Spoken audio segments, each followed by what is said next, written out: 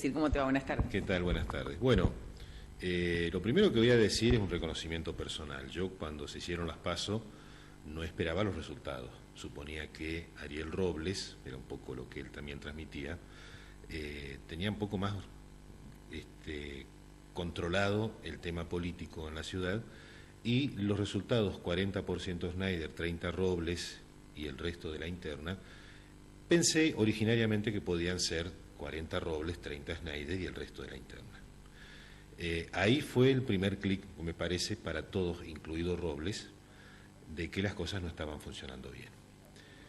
Y las elecciones de ayer ya uno estaba esperando más calmadamente o más anticipadamente de que las cosas no iban a salirle bien al peronismo, pero quedaba la sensación de que la maquinita político-partidaria del partido iba a estar funcionando, y se esperaba una cosa un poquito más cercana a la posibilidad de algún empate técnico que después se resolviera en pocas mesas o en algunos resultados.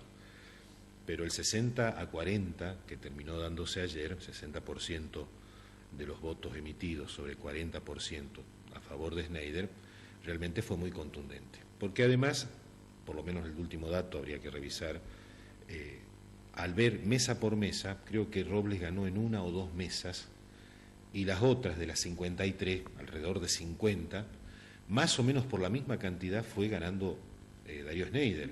O sea que Robles solamente ganó en dos mesas. Lo que yo tenía anoche, tengo que revisar los datos, pero lo que yo tenía anoche eran dos mesas. Cuando incluso estábamos haciendo nuestra transmisión radial, lo que habíamos detectado era una con números, que no me la tengo en este momento en la memoria, y otra más que apareció después sobre el final.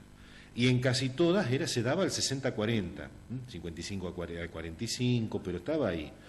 Es más, ya en las primeras 5 o 6 mesas que se dieron a 50, a una hora y media, por decirlo así, un poco más de 60 minutos, ya estaban dando claramente la tendencia, porque ya estaba el 60-40 instalado en porcentaje. Ahora, se alejó muchísimo inclusive de lo que decían las encuestas, ¿no? La diferencia, la ventaja de Schneider. Claro, la encuesta que los propios radicales habían dado era bastante conservadora, les daba bien a ellos, pero claro, si vos manejabas los parámetros de error, ¿qué pasó?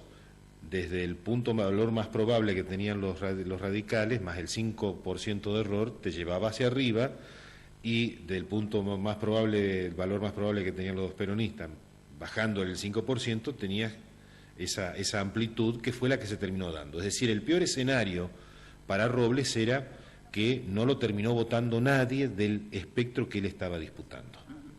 Y ahí, bueno, uno puede decir cuáles han sido las causas que estuvieron presentes en esto. Y hay varias. ¿Cuáles? Por ejemplo, la interna mal saldada. Pero no estoy hablando de la interna después de las PASO, sino estoy hablando de la interna del peronismo desde el 2011.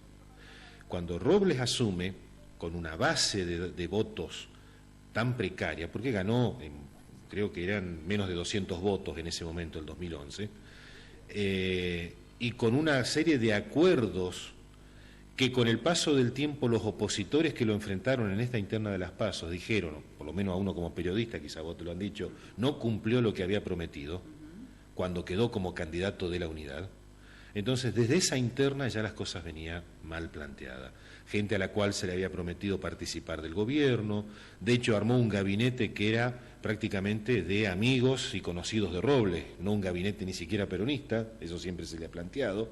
Entonces, de entrada, la interna mal resuelta desde el 2011 en adelante, y el triunfalismo que él sabía transmitir, que incluso yo te dije desde el comienzo de la entrevista, también yo lo estaba de alguna manera dentro de ese triunfalismo, de la idea de que, bueno, Robles iba a poder manejar las cosas, pero al final no las pudo manejar. O sea, el factor clave fue la interna del Partido Justicialista, mal manejada en los 3 años previos, con una visión más bien triunfalista, de prescindencia del resto de la gente, y claro, llegás a las elecciones, llegás a las PASO, se te da vuelta todo, y ya es tarde, porque ya, digamos, lo que ocurrió ayer es lo que empezaron a militar claramente, sobre todo militancia y compromiso y cambio generacional. Es decir, ver pasar el cadáver político de Robles después de la elección general. fue muy claro que ninguno de los dos grupos, y particularmente Militancia y Compromiso, estaba interesado en que Robles ganara. Quizás ayer pudo haber muchos votos en blanco. ¿Sería cuál, la de Fredes? Militancia y Compromiso es la de Canavesio. Canavesio. Cambio Generacional, el sector de Fredes. Que fue a la fotito de la unidad en Paraná, delante de Bordet y de Bandel. Pero fue la foto, porque vos después, uno como periodista seguía charlando con ellos y estaba claro que no había ninguna unidad. El otro tema que no ayudó es tampoco los apoyos externos que tuvo.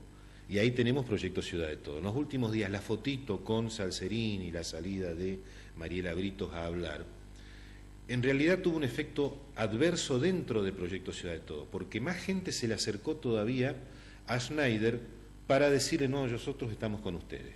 De hecho, yo creo que un derrotado tanto o mayor que el propio Robles en este momento es Proyecto Ciudad de Todos. ¿Cuál va a ser el futuro? Acá estalló incluso la organicidad interna. Los líderes dicen una cosa, están claramente con el candidato oficialista, y una buena cantidad de dirigentes del partido y de militantes se acercan incluso hasta para fiscalizar a favor de Schneider, recuperando votos radicales, identidad radical, perfiles radicales que había perdido en el 2003. De alguna manera eso lo vuelve a consolidar. Tampoco le fue bien con las alianzas que tuvo a nivel mediático, y eso lo dejo planteado en estos términos. No necesariamente todos los medios que te apoyan 85 o 90 a 10 a la hora del peso de las noticias van a ser favorables a vos, porque como en toda la actividad económica, en el tema de los medios, lo que se pregunta a mucha gente es, ¿y acá a cambio qué es lo que hay? Eso está muy claro. Y por último, me parece que un punto clave es el tema de las cuestiones relacionadas con las tercerizaciones. Esto es, privatizar en definitiva ciertos servicios, ciertos contratos. No queda muy en claro las cuentas, los números sobre estas cuestiones. De hecho, a uno como periodista le vienen rumores de gente que te dicen, mirá, las cuentas no están muy claras, digamos, este es un manejo que no se está haciendo transparente, más bien es opaco, ni siquiera translúcido. Y ese fue otro factor. Entonces, y generaba mucho rumor en la sociedad también, que le dan contratos a al otro, que cómo son las cuentas, que hicieron contratos con fulano por tal cantidad de dinero y la cosa no se ve. En las últimas semanas la oposición salió a cuestionar un déficit. Exactamente, estaba relacionado con esto y a eso iba a ir.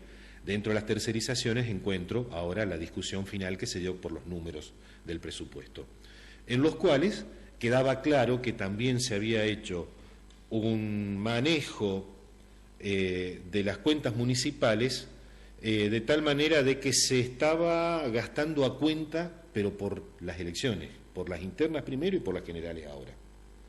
Entonces eso también da puntos en contra por parte de la población. Y bienvenido que sea así, dicho sea de paso, porque está indicando de alguna manera que la gente no le gusta esos manejos de cúpulas, en el caso de internas o de apoyos externos, o el manejo del dinero, que queda muy evidente que estamos haciendo cosas para ganar las elecciones y conseguir el apoyo del barrio y de la ciudadanía, sobre todo de la más modesta de nuestra ciudad. Entonces eso también jugó en contra, porque de última la gente se está dando cuenta que yo te puedo decir, sí, te voy a votar, pero el cuarto oscuro es oscuro, nadie sabe lo que vos votaste, y terminás poniendo alguna otra cosa. Entonces, si sumamos todo esto, y yo hago especial hincapié en las tercerizaciones y la interna del Partido Justicialista, termina resolviéndose por qué Robles pierde 60 a 40, donde prácticamente no recupera nada. Fíjate vos que era 40 Schneider, 30 él y 15, 20 aproximadamente los demás grupos de la interna. Ese 20% se le dividió y la mayor parte terminó yendo con Schneider. Entonces quedó muy claramente la cosa como que no recuperó voto peronista que se había manifestado dentro de la interna, ni siquiera de una manera, a mi criterio, mayoritaria. Fue un sector minoritario. Y una cantidad importante que habrá que analizar después los votos en blanco, que fueron muchos, que fue también un voto peronista que obviamente no iba a votar a Schneider por identidad histórica, no votar a un radical, pero que claramente tampoco votó por Robles y prefirió que se defienda como pueda con lo que él consiga.